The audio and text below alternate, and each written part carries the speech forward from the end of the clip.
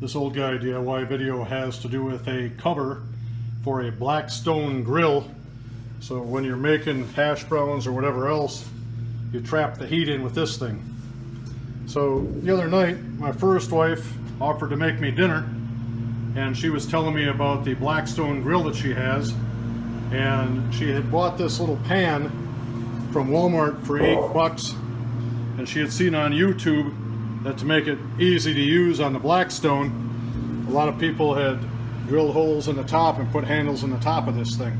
So she asked me if I would put handles in the top, and when I looked at it, I thought she might be better off if I put the handles in the end.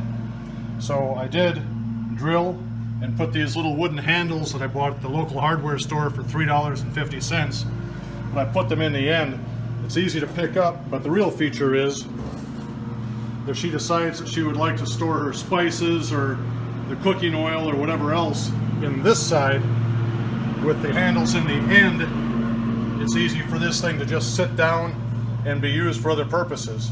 If I had the handles in the top, if it were sitting like this, it would be basically useless as a storage container.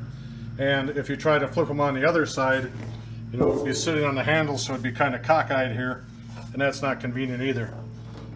So when I suggested to her that we put the handles in the end, and that's actually what I did, she looked at it and said, "Hey, that's an idea I haven't seen on YouTube, but it makes sense and it might make life easier."